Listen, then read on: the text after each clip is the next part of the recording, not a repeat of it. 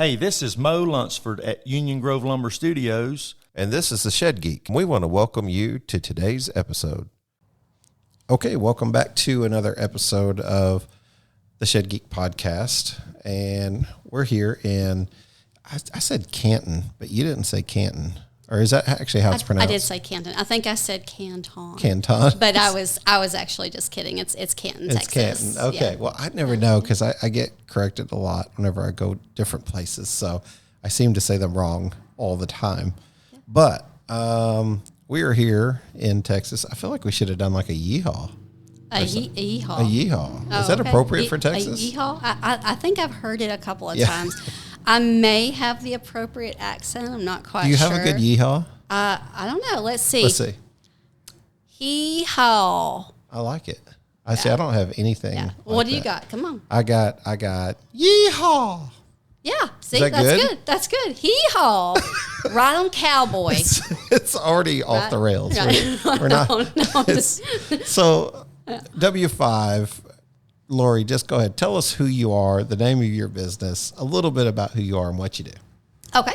Well, my name is Laurie Washburn. My husband is Stephen Washburn, and we started this building company business thing that we're doing here. We started about 5 years ago. My brother-in-law was actually delivering buildings at the time. And we thought, you know what, we may want to get into this business, and had no idea what in the world we were getting ourselves into. And we just kind of dove in head first. And as luck would happen, we just kind of fell in love with it. We named our business W5. Everything with us is family. God first and then family. That's right. And our last name is Washburn. And there's 5 of us in our family, so we named it W5 Portable Buildings. And we just dove in head first and really fell in love with it. And it was kind of easy for me because I just love people. I love people and their stories. And this is a great place. If you ever wanted a place to learn someone's story and be able to minister to them, I feel like this is a great place to do it. We help people from young people that are buying their first home and they're wanting to do shed to house. We help people that are looking to retire, and this is, going to be their last forever home.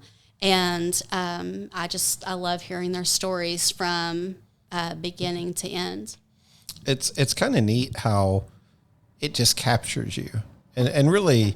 Like there's maybe some, and I would almost argue that the listeners that are out there, it does capture them because they kind of want to know everything about the shed industry. They want to learn from others, talk to others, engage with others. Kind of, hey, what are you seeing over there? Whether it's in sales or what are you doing or seeing that could help me out in my life? And then you can have those connections. And we always say that there's like a higher purpose, right? Than selling sheds. There's a higher purpose than business. And there's even a higher purpose than our family. Our family is our first ministry, but we know that God serves as a sovereign God, and that has an even higher purpose for our life and our eternity, for that matter. Amen. Right. So I just think it's great. I think it's cool to end up in an industry that has so much like faith-driven just conversations, because I've not always been in that. And I tend to think that what goes in is what comes out. So you put good into your mind and into your heart, that comes out through your actions. And if you're not putting good in, that's what you get as well too. And I've experienced that in my life. So very, very important to be connected and be connected to other ministers of the word. And I love what you said. You said we can minister to people who come onto the lot. And I think if everyone could look at opportunity like that, and maybe they do, but that would just be amazing, wouldn't it? To use your platform to be able to promote God's kingdom and not just your own. Yes. So what an awesome idea. I remember people coming into the shed lot when we sold, and we just prayed with them. And I get where people could say, man, what a low blow to try to get a sale. And I'm like, man, that's just not always about the sale though, is it? It really isn't. You know, I have a story about that.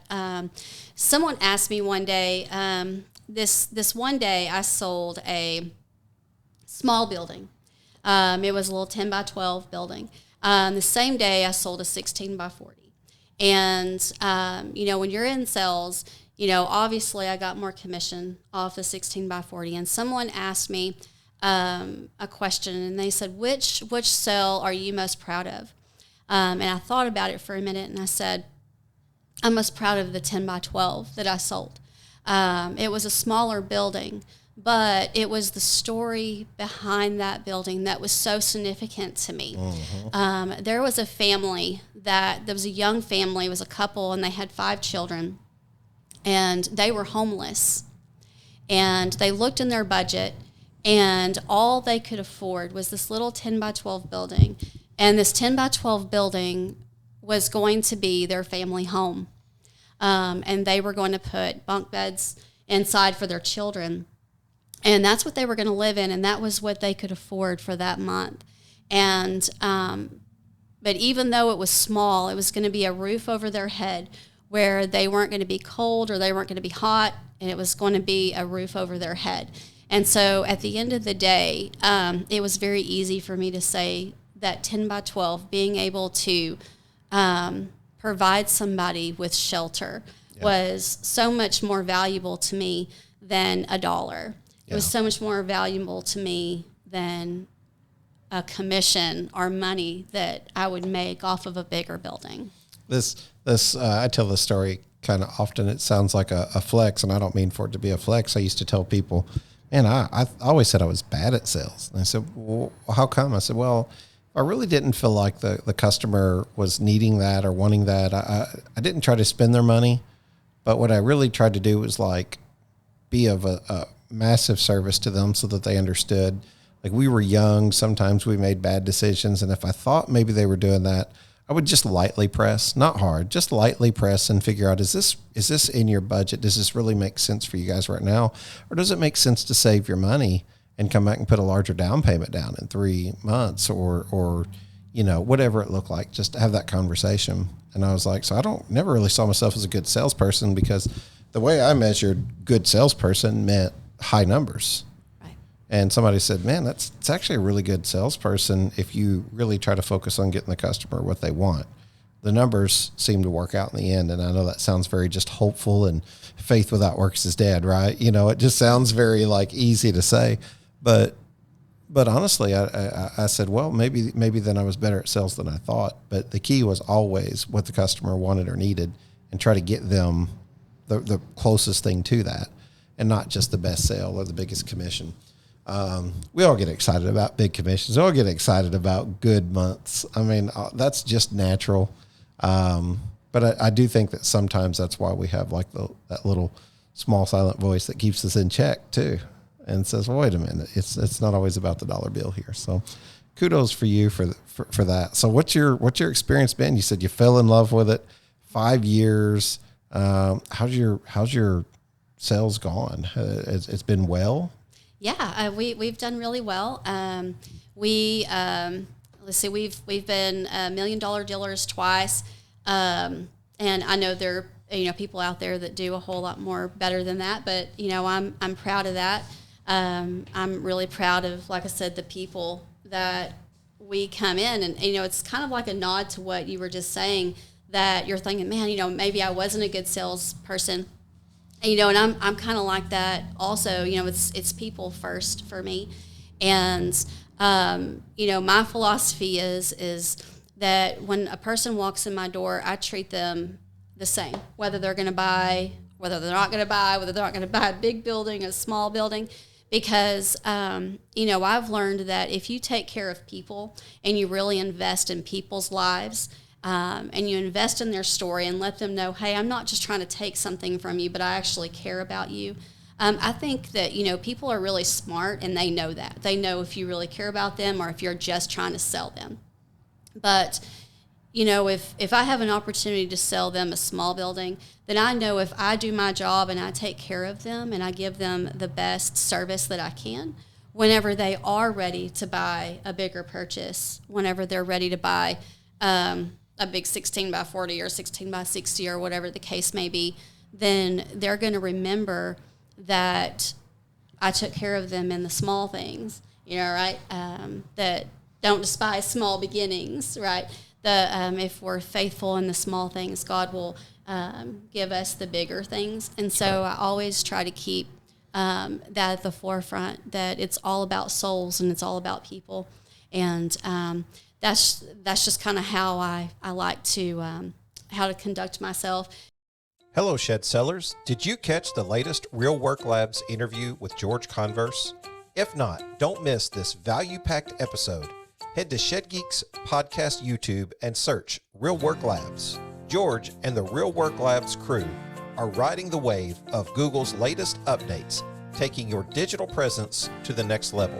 We're tech artisans crafting your neighborhood brand voice for shed sellers like you to stand out, gain trust, and get found online. Our software will easily capture your work snapshots, videos, weave your craft's story, and get reviews all in one virtual experience. Our innovation goes beyond getting found for your business location, rather getting found for your work locations. Reviews intertwine with their corresponding job sites. When potential customers seek local expertise, you're the proven solution they'll find. It's high time to map your reviews and showcase your beautiful work in a meaningful way that builds trust in customers' neighborhoods. Ready for the journey? Visit shedgeek.realworklabs.com or call George today at 480-787-7575. Real Work Labs, elevating your trust, increasing your conversions, and getting you found where you work in the neighborhoods you serve, one shed at a time. We started this, we were doing really well. We sold for a previous manufacturer. Now we're selling for Stormore Portable Buildings, and they've just been so good and gracious to us, and we love everything they have to offer. And this past April, we decided to open up a second lot. So we have this lot in Canton, and we have another lot in Alba, Texas, where my husband is right now. So okay, and you said he's done some shed delivery previously, so he's kind of familiar with move-in sheds, and that kind of probably done a lot to add value for you, because you were probably asking questions when you came into it, because he was at least around it before.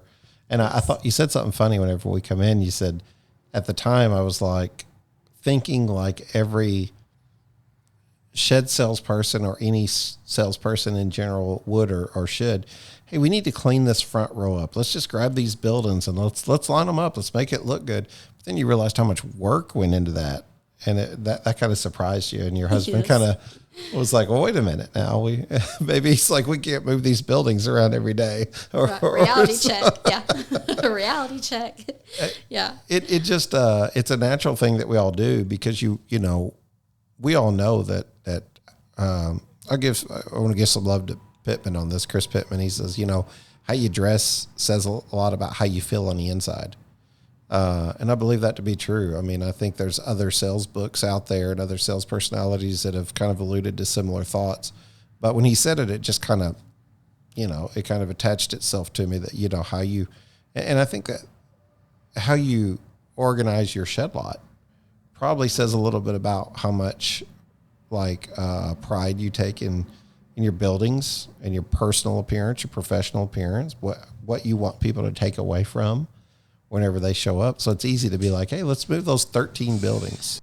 But yeah, I think it is a reality check for us. I remember wanting to have a mule, and some guys do this. Some guys and gals do this on their shed lots. They'll purchase a shed mover to just keep inventory fresh, moving it around or changing the look of it and things like that. And I'm sure that's important, but it's a lot more work than first expected, right? Yes, it very much is. Yes. So outside of this, so you're selling for Stormore. Man, they're just everywhere. I feel like they're just popping up all over the place. I think so. I think we're just exploding. Yeah, it's amazing to see that even through COVID, how we began to see just these continued success stories like this, and they make a great building. I mean, everything I've seen, they make a great building. So happy to sell them, right? Yeah, we love it. Yeah, we love them. That's awesome. So, what is your biggest surprise, maybe, as you come into the shed industry? And what'd you do previously? Anything that kind of complemented what you're doing now? Let's see, what have I done? I've done a little bit of everything. I'm kind of like a chameleon, I guess. I've done a little bit of everything. I guess the last thing I did before this is I worked in a car dealership, and I did their inventory, and I took care of that. Did dealer trades and traded vehicles from one lot to the other. So not sales, but I definitely did like kind of behind the scenes in the car industry. And then after that, I had my manager that was there. She was a 70-year-old woman, and I just loved her to pieces. And she retired, and when she retired, I thought, you know what, that's a good opportunity for me. My daughter, she's 19 now, but at the time she was pretty small, and so I took that opportunity to kind of be a stay-at-home mom with her, and so I kind of stepped out of the working world and was a stay-at-home mom for her, and then we have 3 children now, but it took 9 years in between my daughter and my son, which is a whole another testimony, but I got my son, and it was prophesied over me that I was going to have twins, and I did. They are 1 year and 10 minutes apart, and so just took a little longer, right? Well, yeah. My youngest son is kind of like he dances to the beat of his own drum. So we always joke that they were twins, but he decided that he needed a little bit more time to cook. So he just does things his own way. But anyway, so I was a stay-at-home mom with them, and then I just decided, you know what, I have got to get out of the house. I want to be involved with people and just meet people, and so that's kind of how we got into this whole shed industry debacle. You said something earlier, and you said that just comes from having a minister's heart, to want to help, to want to constantly, like we were moving chairs, and you're like, no, let me move those chairs. You don't move those chairs. I'll help. You just because you want to be involved, you want to be a helper, and I think that's good. I'll have to share with you some of Troy's testimony as well too. He's our son. He's here with us today. He's 19. So whenever you said you had a 19-year-old daughter, I thought that was interesting. His story would kind of go along with that, helping, wanting to be a helper kind of mentality. So we'll chat about that. But what's been your biggest surprise? What's like, I didn't see this coming. I didn't know that this is what I was going to deal with when I got into this. Man, I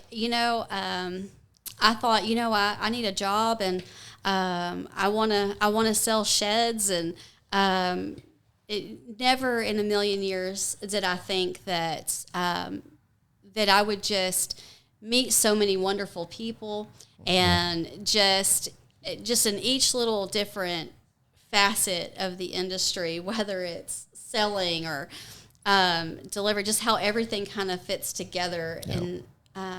And I never thought I would get to hear so many amazing stories from the customers that come in, and when I thought, well, I'll sell sheds, but I never thought that I would be so instrumental in helping someone in their life, whether it's a home or having a place for that elderly parent where they need a guest house, or whether they just need a she shed to be able to go out and take a little breath, or have a place to organize their house, or I just love the people. I think that's really surprised me, because I thought of it more as a job.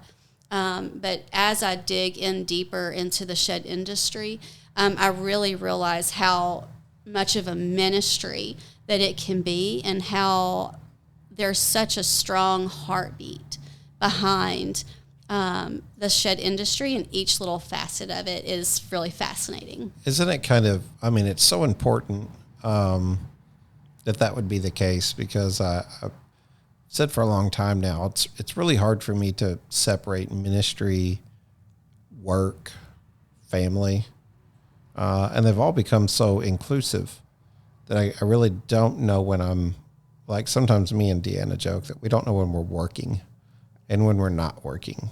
It doesn't really feel like a job, but it is a job. There are things that you have to do. There's timelines, there's deadlines, there's things you have to meet. There's certain metrics you have to, that you have to meet. Hey, pull over. I want to take a look at that cool looking shed right there. That is a sharp looking shed. I've been looking to purchase a shed myself. Well, stop on in. Let's ask the owner where he got it. Oh, shucks. It doesn't appear anyone's home. Guess we'll have to come back tomorrow. Wait. There's a nameplate on that shed. And there's a phone number. And a website. Great. Let's give them a call. Identigrow, helping identify your shed brand for over 20 years. But generally speaking, shouldn't it feel that way, that you're just going about your day, faith, family, work? It doesn't really feel like you're separating yourself in a lot of ways. And I think that's become my favorite part is we can take our son with us on a trip, and meet with these people. And he begins to brand his own identity, or Deanna begins to brand her own identity in that sense. And it's like, wow, yeah, it's not just, Shed Geek, right? All of a sudden now it's kind of like people. It's just people. It's just talking to people about life and about things. I'm one of the people early on who offered some healthy resistance, and I always say it's good to have a devil's advocate. I don't know why you'd ever advocate for the devil, but I guess it's good to have a devil's advocate anyway in your path that would kind of say, hey, I want to offer you some healthy resistance. And they said, how on earth will you talk to all these people? And I'm like, do you know how many shed lots there are? How many shed haulers there are, how many shed builders there are, and how each one of them are made unique and individual, and they all have something to offer. They all have something to bring to the table, and all we're doing is putting a microphone there and a little editing here and there, a little back end to tell their story, to tell their testimonies, and you just never know how those touch different people. So, like, if people enjoy listening to that kind of a conversation, they're going to listen, not because I'm trying to hook them to listen, but it's because it's the same reason you go to church, or it's the same reason that you would attend an event. You go willingly. Because there's something there of value. And I just told him, I said, I don't think I'll ever run out of interviews. I just don't think we have the capacity to travel that much. Right. There's a lot there. I mean, just all over the countryside. But I think, I think you're absolutely right. When you're talking about, talking to these different people, because I think one of the first times that I think that we chatted on the phone, one of the things that I was sharing that I appreciate so much about the work that you're doing here and this podcast and the things that you're doing that I think a lot of people don't understand, or they don't really grasp, is that, there's so many different facets to the shed industry. You have, your dealer, you have your driver, the plant or corporate or whatever you say. There's so many different facets. And I think sometimes it's so easy to get stuck in to those little bitty things. Like, I'm a dealer and I'm in this little box, and or I'm a driver. And I think sometimes we miss other people's part in this little facet. And I think what's so important about what y'all are doing is that, you're not just talking to the shed dealer, you're not just talking to the driver, but you're talking to people in different facets of this industry.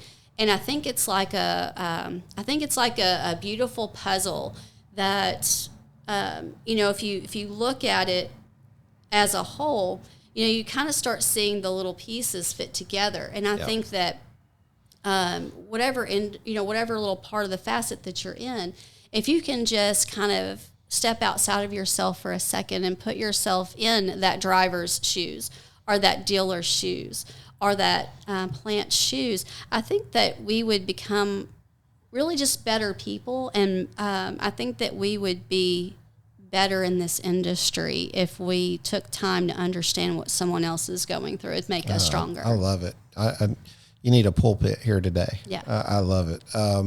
You're building community. Right. You're building community. And I think that's what's important. And I think that whenever people choose to not be part of a community, I think that's more of an internal thing, right? Because we bought an RV. Next thing you know, I joined the RV community. I'm on Facebook. I'm on different places, getting blogs, learning about things and where people are going, how they're doing them, things that help me, things that ultimately help me by just simply pouring into what already exists. And I think it's the same way with the sheds, like you said, especially in sales. I think sales in particular is really important because a lot of people who end up in sales are typically lead with emotion. Right. And I think it can be in a very emotional transfer. They say that's what sales is a transfer of enthusiasm. So if you're enthusiastic about your product or your service, whatever it is that you're selling, you care. And I think that you care so much that if you don't see a sale, it's easy to allow yourself to, let that affect you emotionally, and that may affect you on your next sale. But whereas I think that if you can just stand on conviction and continue to put the same effort forward consistently over and over and over, I think you can enjoy that a little bit more. But I think you can get in the Shed Builder magazine. I think you can get on here on the podcast. I think that you can go to trade shows. I think that even as a dealer, I think, Sam Byler's always saying, come on to the Shed Hauler Bash. We don't care if you're a shed dealer. You might see a whole different side of the industry here that you've never seen by attending. That's fine. And I'm quite certain that any of the trade shows would welcome the same. The more, the merrier, not just because they get more sales, not just because they can raise the price on advertisement or whatever it is, or sponsorship, but more so that you can get connected. And like you said, look outside of yourself and see how other people do things and ask questions. I know it makes it hard probably on a national level for the larger companies like Stormore, that you deal with, maybe. But I still think it's very valuable for people to connect. So I think that's great. I appreciate certainly the kind words. Are you ready to elevate your shed business to new heights? Your pathway to success just got a whole lot smoother with ShedSuite's innovative marketing platform. At ShedSuite, we like to think we understand the shed industry at least a little bit. And over the last 7 years, we've been building awesome software for shed businesses. We focus first on building easy-to-use software to help you create and track orders, like the point of sale and after-the-sale order fulfillment. And now we're excited to announce our full-feature CRM, all things pre-sale, like prospecting and follow-up, all to empower your shed company to market better and sell more efficiently. Our platform empowers you with a marketing toolkit designed to amplify your online presence, engage your audience, and drive sales like never before. Enjoy the ease of conversion tracking, email marketing, centralized lead communication, and so much more. Oh, and guess what? It even comes with an iPhone and an Android app. With ShedSuite's marketing platform, crafting and deploying effective marketing campaigns is a breeze. The advanced reporting functionality allows your team to analyze real-time conversion data so you can make informed decisions and watch your business flourish. There's no better time than now to join the community of shed business owners who are scaling up with ShedSuite. It's time to turn your marketing efforts into real trackable results. Visit shedsuite.com/marketing to get pricing, explore the features, and book a demo. ShedSuite is committed to building top quality software to empower your shed business to thrive. Where do you think it's going? Where's the future for W5? What's the industry looking like? What are you seeing? I'll ask you the question everyone asks me when I go from one shed lot to the next. What are you seeing out there? What are you seeing out there? That's right. That's a great question. I would say, I don't know, because I try to, this is what I'm doing right now, and I always love to learn and expand upon, what we're doing now. And so I would say that the future is limitless. You know, I mean, I don't know. I would love to, you know, I would love to grow, and I don't know. It's a good question. You know, I think at this point I would probably leave that up to God, because if I had my way, I would be doing what you guys are doing and traveling all over the world or all over the country and talking to different people. One of the things that I learned early on, because God's put kind of a counselor's heart in me, and so which is one of the reasons I love people so much. But I learned that when you're trying to learn a skill, or when you're trying to learn something, you know, kind of like what you guys are doing here with this podcast and the things that you're doing, is, you know, when you talk to different people about the same thing, you know, you start to learn that everybody's stories are, as much as they're different, they're also the same. And it's like, I'm pretty sure that you guys travel around and y'all feel like you hear the same story over and over and over and over and over again. But in that, you know, you hear the differences, but you kind of start honing in on the truth and what's really going on, because you start realizing what are the things that you can separate that are the same, and which things are different.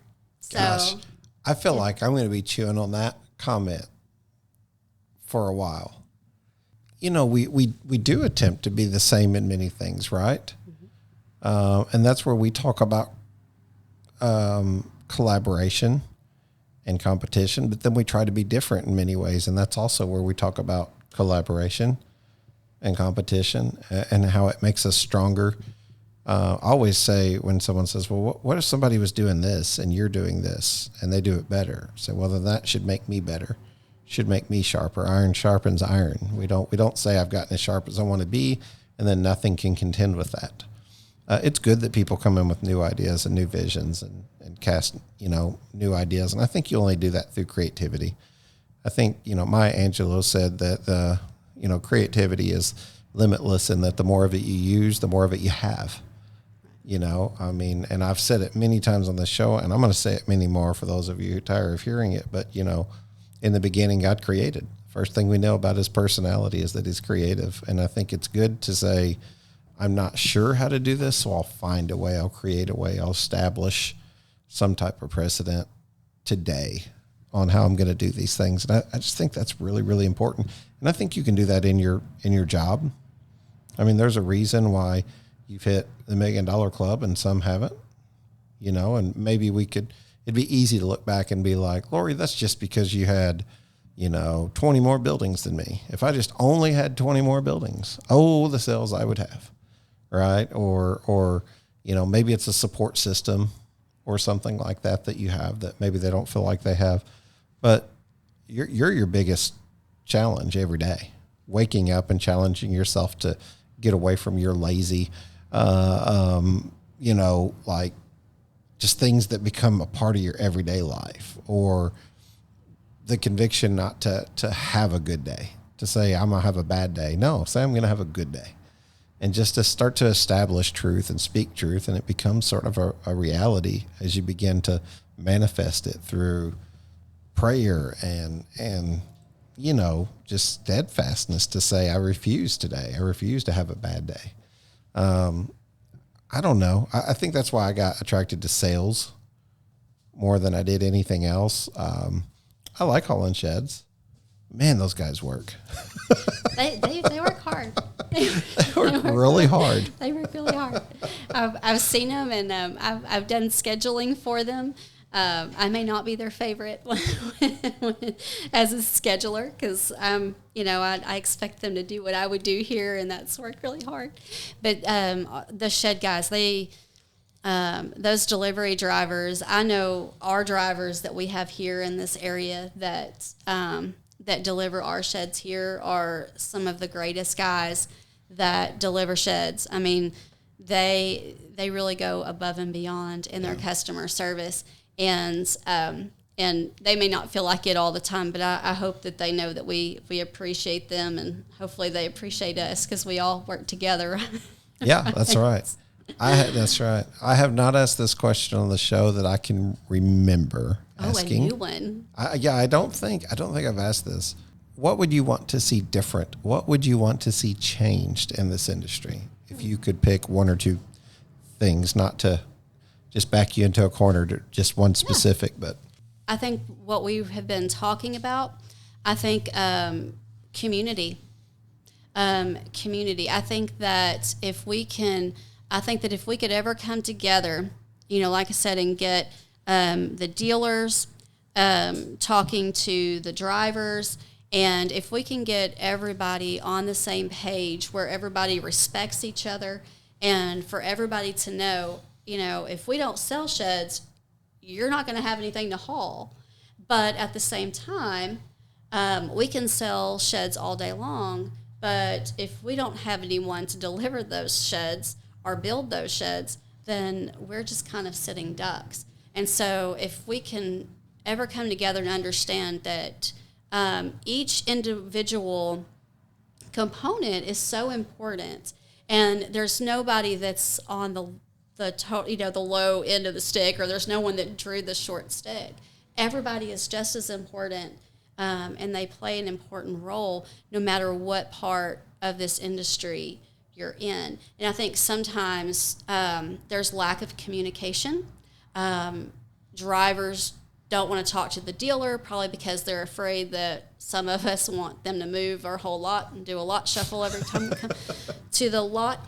But if we can get drivers to communicate, and if you can have a good relationship with your dealer, and as a dealer, when I have a driver on my lot, I always go out and I make sure I introduce myself, or at least let them know, hey, do you need anything? Is there anything I can help you with? And it's just building that relationship. And I think that there's some areas where they do that very well, and I think there's some areas where they can use a little bit of work. What do you think the answer is? I know the trade shows do a pretty good job of having seminars and things. I don't know if you've attended any of the shed events. I'd love to, though. Oh man, I think you'd really enjoy it. I really do. It's just it's a lot of people coming together to learn more, and you learn more about products. So a lot of manufacturers might show up. As a dealer, you may see yourself as not in that space, but honestly, it affects you more than you know. And I just think that a more educated person makes a better decision in every situation. So I'm always seeking to learn more. James 1:5, says, anybody that lacks knowledge, ask. Right. So I ask for knowledge. I want to know so that I can make a better decision. I don't know. I love what you do here. I love like the attitude. I've enjoyed connecting with you through Messenger and by phone.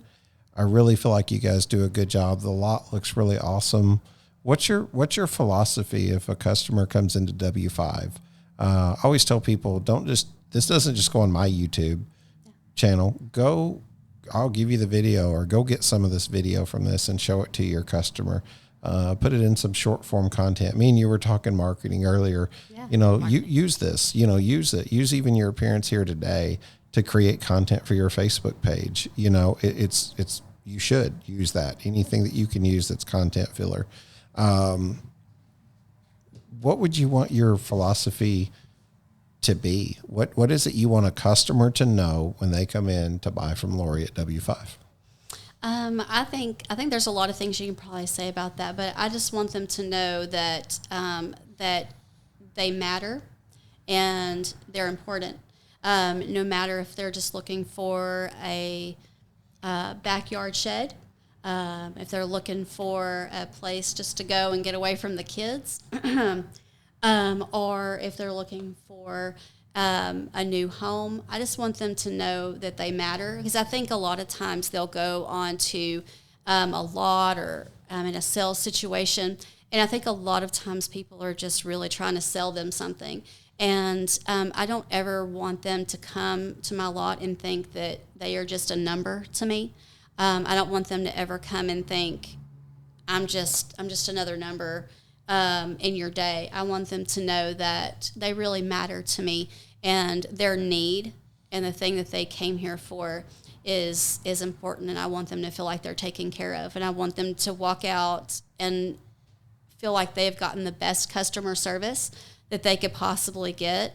I may not always, meet the mark, but I certainly wake up every day and I try to go above and beyond and do the very best I can for my customers. That's great. I love it. That you can set yourself apart with that philosophy. I feel like is that how would you identify? You've got a lot of quote unquote competition around you. There's a lot of sheds in Texas, but there's a lot of sheds just right here. There's five dealer locations and a stone's throw away from you, essentially.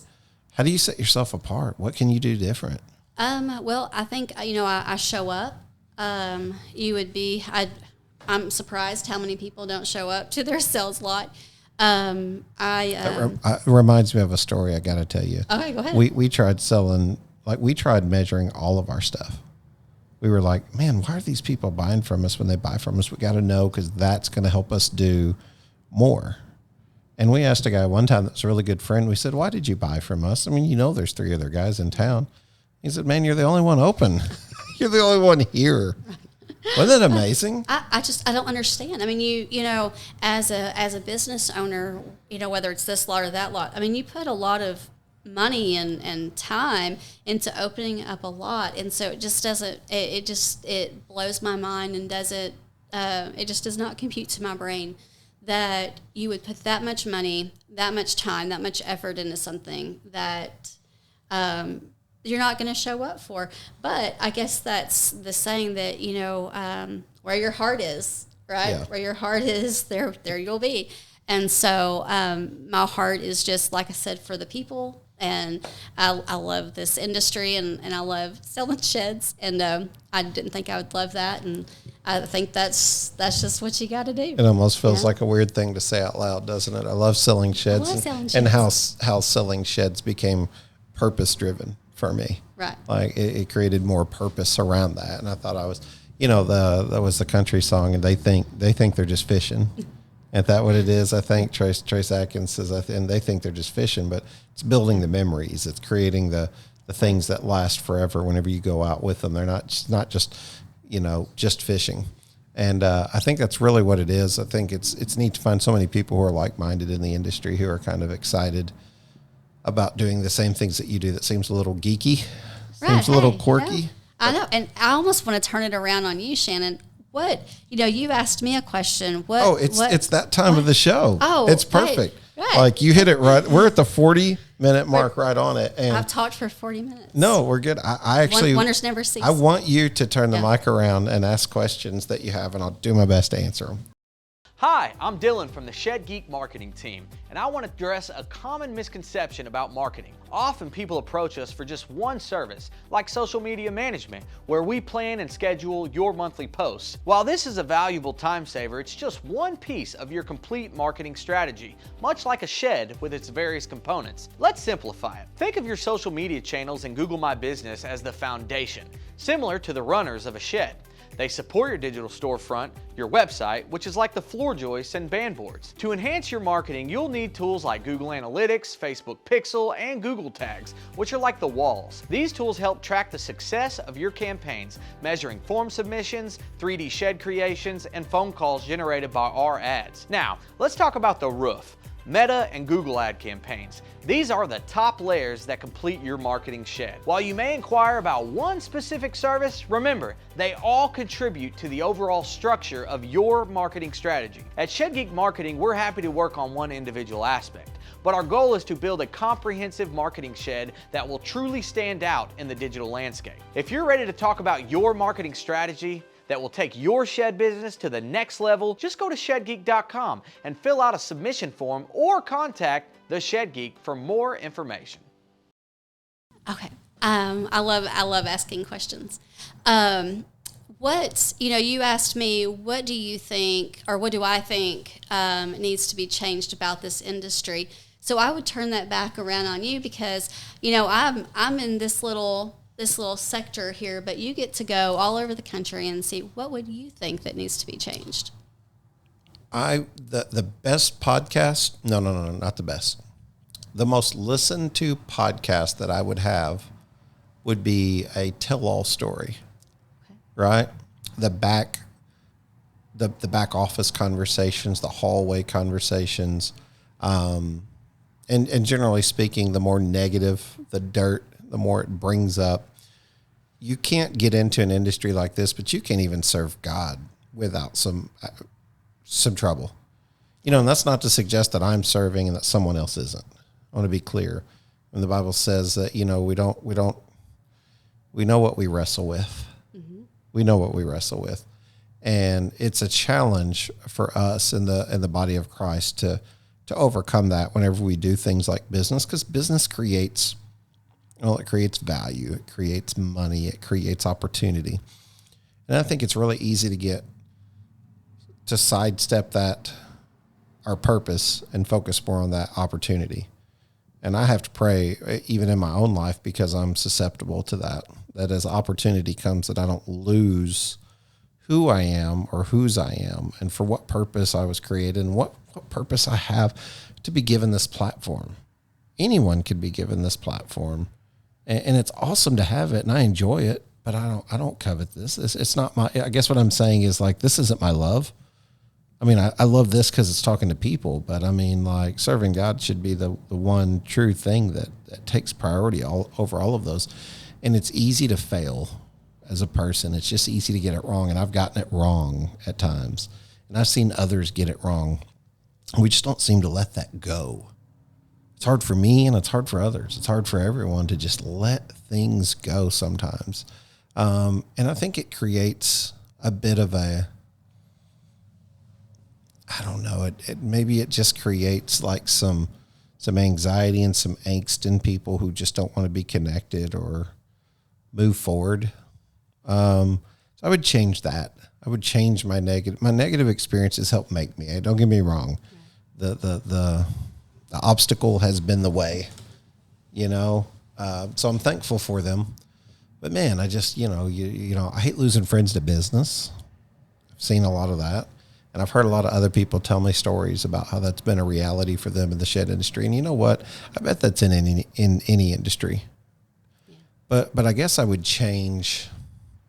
How do I say I change a perfect plan that happened the way it was supposed to, that helped build the things that we have today because of that? I don't know. Maybe I just, you can tell I'm my mother's child. Like, I just wish we were a little nicer. Right. Wish we could all be a little bit nicer. Right. Maybe that would be the answer to that question. And,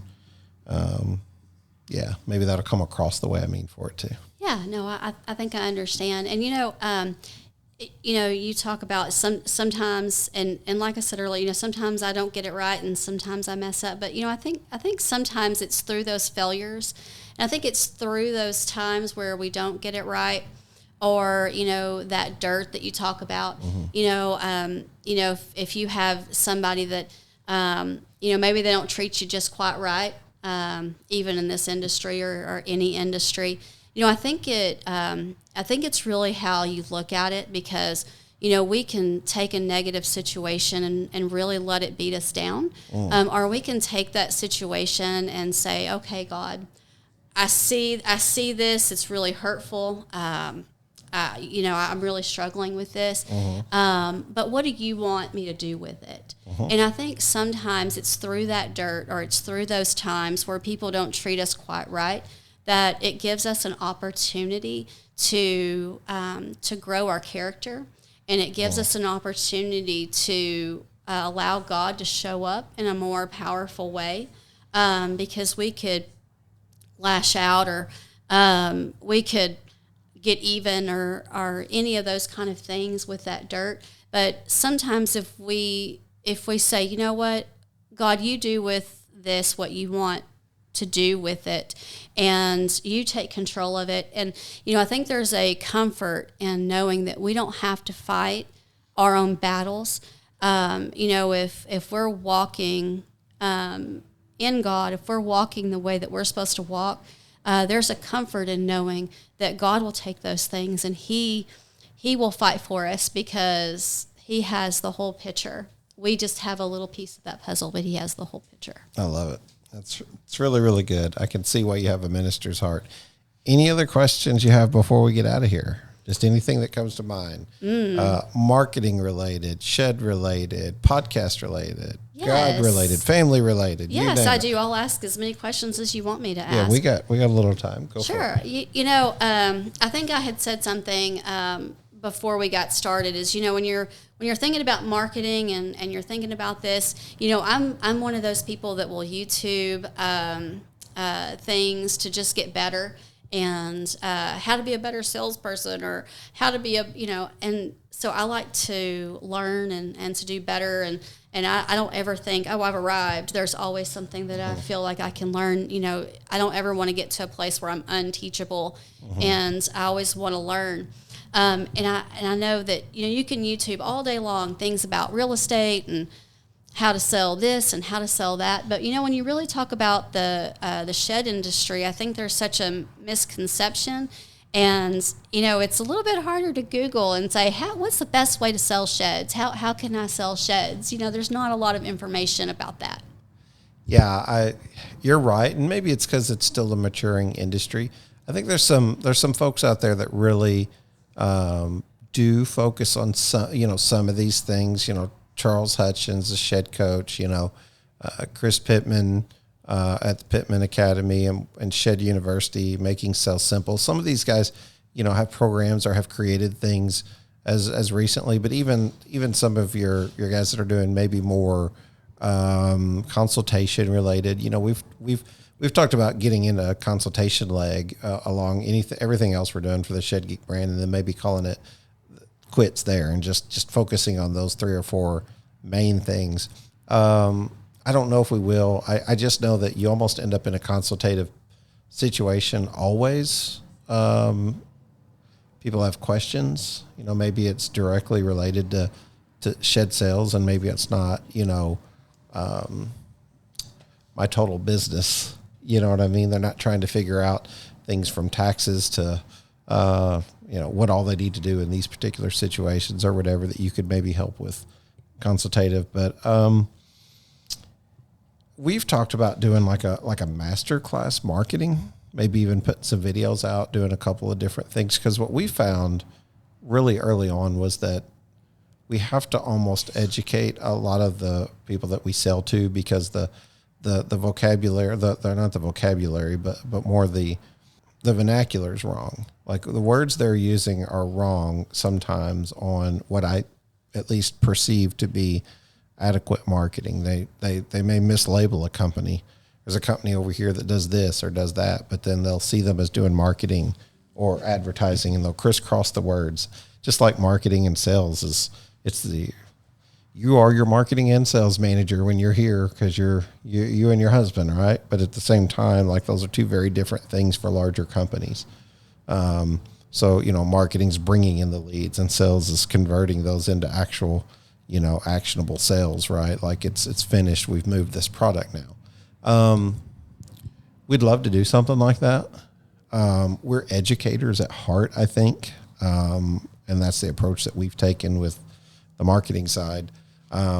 It is a little tough in the dealer network, because I tend to find that if you haven't been a dealer, you don't understand the dealer trials a lot of times. And it's really odd to set in conversations with people who are spitting things just really quickly about dealers. Well, you just do this, you just do that. And they just see it very clearly in their head, and their business IQ is probably really great, but they would struggle to run a dealer location, or they might struggle to run a manufacturing location or a truck, because it's easy to just be like, this makes perfect sense to me, just do it.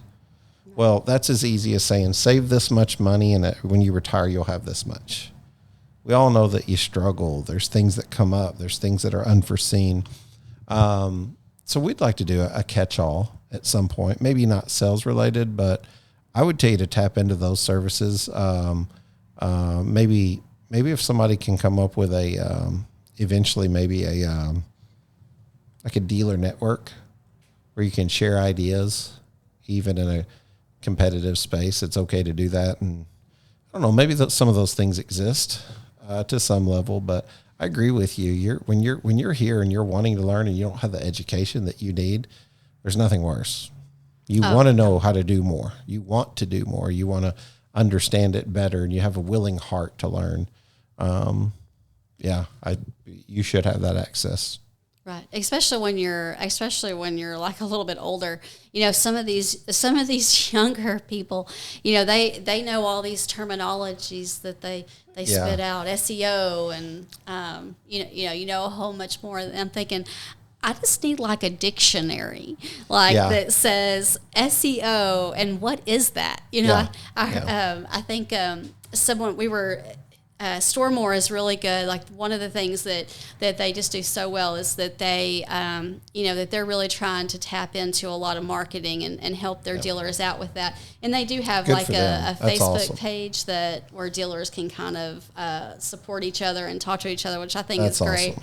And I was talking to one of these girls, and she was a young girl, and she's throwing all these web hooks and things like that. And I'm going, what is that? I don't even know what that is. So as older people who struggle with the terminology of marketing, like, we need you, Shannon, help us. Yeah. Well, save us. I'll tell you what's funny is it's not always been certainly my strong point, but I'm lucky enough to partner with people, and I found that that's kind of my strength, is connecting the right people to be able to do those tasks, because I'm not always, you can't put that down on a resume. Sometimes you can't even keep a job if that's your strength. It takes a little bit of time, but what I would say is, like, if you connect the right people, it matters. And I just happen to find people that are passionate about what they do and try to make it so they can do that better. And that's sort of my strength. It's kind of an odd strength, but I've just been really good at connecting people so far. So I'm probably not the one. I can give you my broken explanation of a webhook, and I can tell you that search engine optimization is SEO, and I can tell you that there's on-page, off-page, and I can tell you that there's local and SEO and organic SEO and paid for SEO and all these different things, but I don't understand them on the deep level. What I am good at is connecting the people that do understand them to the people who don't. And somehow speak a language that crosses that path between both. And that's what I've been good at. So you'll get there. And it sounds like you have a great ecosystem with Storemore to help get you there. And I know they're going to do that, because they're popping up everywhere. They're a great company. They're doing a great job. So good for them that they're investing. They are doing a really good job. We're really happy with them. They've been good to us, and so we're enjoying their product, and we're enjoying getting it out there. So we definitely, we're enjoying that. But I know that your listeners would want the definition of a webhook, because I think he kind of danced around that a little bit. So give us your definition of a webhook. So my broken definition, what I've seen it most in particular cases that we focused on, is in the 3D modeler. A lot of times in the 3D modeler, I know we encourage this in our own marketing practices, is if you can capture the information and the data ahead of time. So if you can capture 4 categories, we usually look for name, phone number, email, and zip code. Zip code, really important, because you need to know if you service that area. So if somebody's building a 3D modeler shed, a 3D shed on the modeler there, they might not service that area. But here's the larger question is, what if you get 600 people to your website to build, and only, 20 of them actually capture that information? Do you assume that those other 580 are uninterested party that can't convert into sales, or are they potential clients? So we've asked for that ahead of time. And then basically one of the larger 3D modelers that's out there currently would talk about creating a webhook that you can, they would do it in a really fancy way I don't understand, but basically install a widget so that they could capture that information ahead of time. And you would still be able to collect the data. So for those of you who want to do drip campaigns, those of you who want to do email campaigns, and have that data to be usable to target and retarget. So it's basically what I understand it the way I would explain it anyway, to be is it's a way to capture that information ahead of time without actually putting a lead form at the beginning of that 3D modeler. So that's probably where you maybe have heard I know we've been rattling cages trying to get that done, and we finally worked with a 3D designer that said, okay, we're going to go ahead and create that because of some of the clients that we've been bringing on. So we're trying to capture that information ahead of time, and those who embrace those things they're going to do really good, right? Because now what if you got 600 people coming to your site? You at least have their data. And people say, well, I don't know if I want that. Well, that's how all of us get shopped right now currently. Facebook, Google, they know everything we do all the time, even if we don't like it. And if we're going to use their platforms, we're going to give them permission in most cases for them to do that. So they use that data is all they do. Geofencing. And yeah, all that absolutely. Kind of all those things come up. See, yeah. I know big words. Yeah. Hey, you got it. Yeah. You got it. It's understanding all those big words, and then it's understanding how those things work. And you might be surprised that like very successful companies in the shed industry maybe don't understand it perfectly or well enough. So that's what provides others with opportunity, is embracing these new ideas. And for some who say, I never want to learn it, I mean, they're probably still going to do fine and make a living. I just do tend to think that those who go out and capture those 600 leads, just imagine if you call all of those 600 leads and then you actually have the opportunity to sell to them. They were excited enough to go onto your website and actually click on something and build something.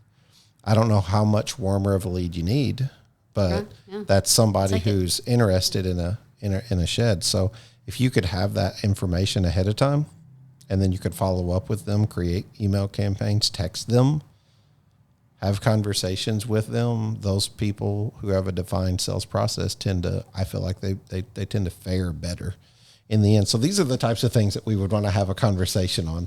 And we just need to organize it in a way so that it can help people understand. But in the meantime, I'll do a shameless plug and say, if you want to know more, I'll get you in touch with all the personalities at Shed Geek Marketing. So it's not just me and my broken explanation, but it's really capturing the minds of, we have 11 people that work with us. So it's, 3 or 4 of us that would really talk on the more specifics of it. So anyway, I hope I made some kind of like connection there. I heard a couple of words in there that I actually understood. So I think you did a great job explaining that, Shannon. But definitely, I think really it's a no-brainer. I think that if you love this industry and you want to grow, if you want to grow your business, I think marketing is most definitely where it's at.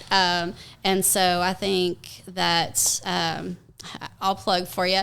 If anybody needs to know about marketing, I tell you what, there's nobody that's, I think, more around this industry than you guys are. So I think y'all are kind of one of the leaders in this industry on information, for sure. Huge shout out to Dylan Street. Dylan takes care of all of our marketing, and I just don't think he's the president, and he funnels the information so that it goes to the right places, and he's just really, really sharp at being able to relate to people in that particular niche, and he just does a good job. I don't know, just very matter of fact. He's got a good story, good testimony. Even with old people like me? Well, hey, me and you're the same age now. But yes, yeah, he does. He does a good job in explaining it in a way that's understood. And we've done that. We've increased our customer acquisition time for that very purpose, that we like to take the time to educate so that people feel like they trust you. And then when they trust you, they'll work with you in your services. We could come in and just like give all these false quotes that's like really high and inflated. And, oh, you make a lot of money.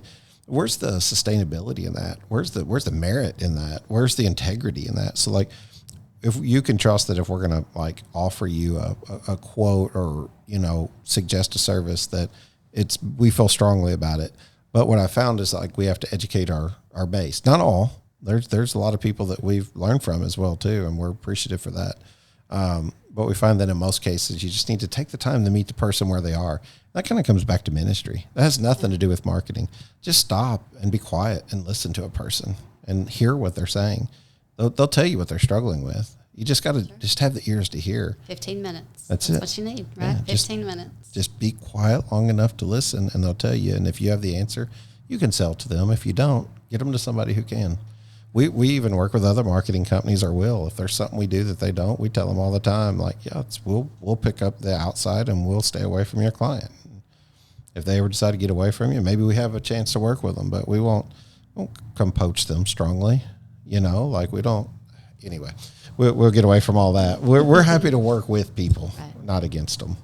So, never done this before. I've never asked this before, but as we're wrapping up, a lot of times we'll pray on the show, as you know, but I don't think I've ever asked a lady interview interview to pray. Would you pray over the shed industry? Sure. Can I ask you to do that? Is that I'd be okay? glad to. Good. Yeah, I'd be glad to. Lord, we just come to you as we're wrapping this up. Father, we just pray that you would touch each individual facet of this industry, no matter if they are dealers, no matter if they're drivers, they have a plant, they're corporate, if they are wholesalers, no matter what they are doing, Lord, we just pray that you would have your hand upon them, that you would bless them, Lord, that you would just give them mercy and grace. And Lord, we just pray for Shannon, the whole Shed Geek team, Lord, that as they're traveling, Lord, we just pray for traveling mercies over them, over their vehicle. And Lord, we just pray that you would just richly bless them, and that you would bless them with the knowledge and the people that they need to meet to make a difference in life and in this industry. In the name of Jesus, we pray. Amen. Amen. Thank you so much for that. Hey, this is Mo Lunsford in sunny Union Grove, North Carolina, and we want to say thank you to all the guests and listeners.